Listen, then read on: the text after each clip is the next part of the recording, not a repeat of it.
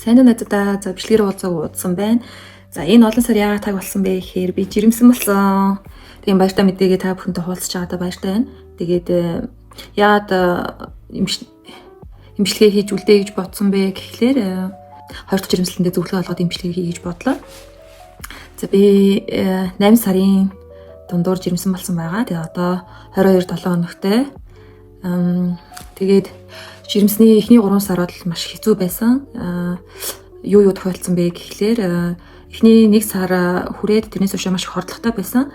Тэгээд маш хордлоготойсэн. Би өөрөө галтгоонд ажилладаг болохоор ажлаасаа чөлөө аваад хэсэг завсарлаад тэгээд буцаад одоо ажилдаа орсон байгаамаа. Тэгээд эхний 3 сар ямар шинж тэмдэг илэрсэн бэхээр өглөөд болон янз бүр өнөрт маш мэдрэг тэгээ бүлц маш хүрээд хоол шарсан юмны үнэр авч чадахгүй. Тэгээ автобусанд сууж чадахгүй. Зүгээр боон ч юм уу трамд бол зүгээр явж исэн. Тэгээ яг автобусанд суухаар амар хэцүү бөөлж сүрээд бүр аюу хэцүү байсан.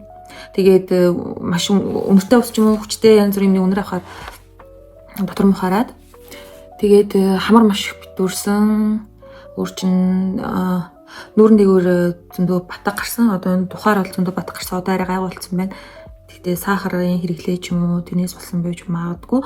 Хоолны туршил мэдээж өөрчлөгдсөн. Юмсаа үед бас ханиад хүрэх маш хэцүү мөлий.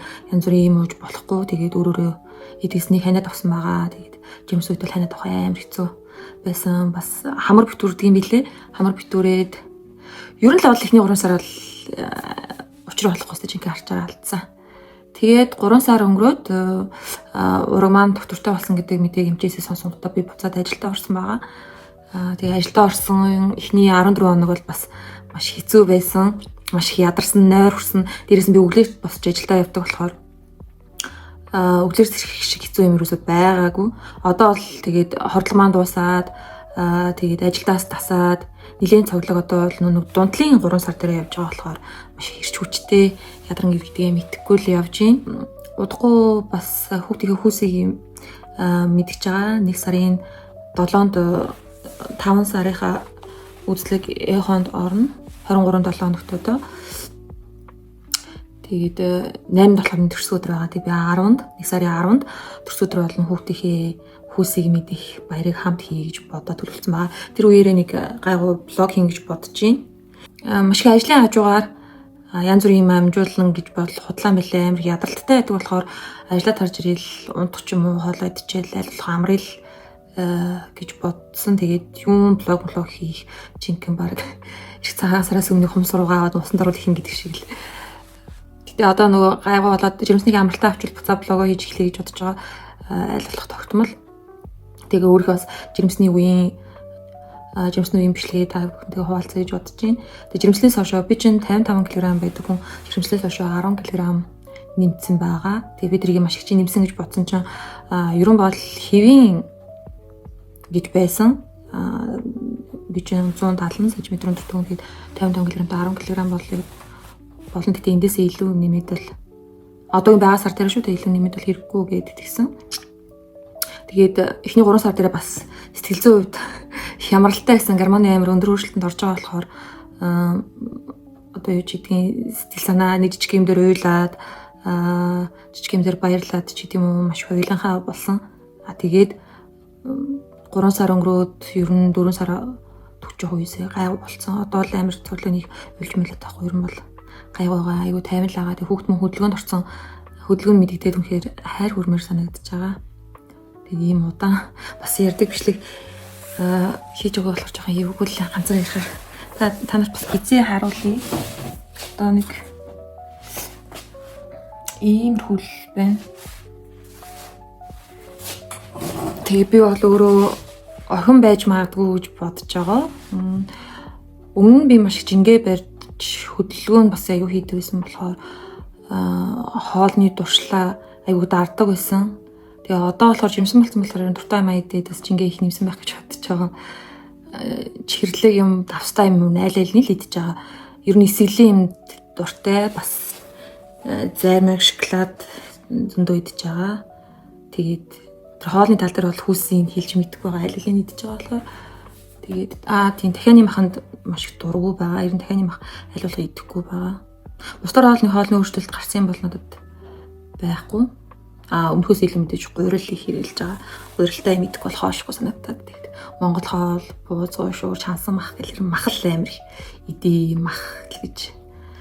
Тиймэрхүү юм хийсэн хүүхдтэй энэ миний биби бол. Тэгээд бид чинь нөхөртөөгөө танилцаад 8 жил болоод хамт амьдраад ингээд одоо л хүүхдтэй болж байна өсөж хүлээсэн хүүхд мэн болохоор ямар баяртай. Өнгөрсөн жилийн би шинэ жилээр Викторийг бибидээ олгож өгөөжээ гэж хүссэн. Тэгээд энэ жилийн хамгийн том бэлгийг авчлаа. Маш их баяртай байна.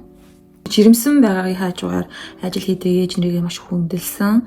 Энэ бол амар төсөр төвчээр тэгээд бас үнэхээр сэтгэл зүйн хад шаардсан зүйл байдаг юм байна. Бүх ээжүүд яасан мундаг юм бэ гэсэн бодол маш их төрсэн. Ээжээрээ амар бахархсан. Яг хүн эмэгтэй хүн ээж жимсэн болохоор ээжийг их боддог гэж үний юм билээ. Хүүхд өсгөн хүүхд гэцэндээ байж үлээ хүн болгоод төрүүлэн гэдэг бол маш агуу зүйл юм байна. Бүх эмэгтэйчүүдээр маш их бахархаж байна. Манай нөхөр маш их халамжтай байгаа болохоор ер нь бол амар жаргалтай жирэмсэлж байгаа гэж бодож байгаа. Хөлийг маань барьж өгнө. Ажиллаж байгаа болохоор нуруу их хөвдөж байгаа.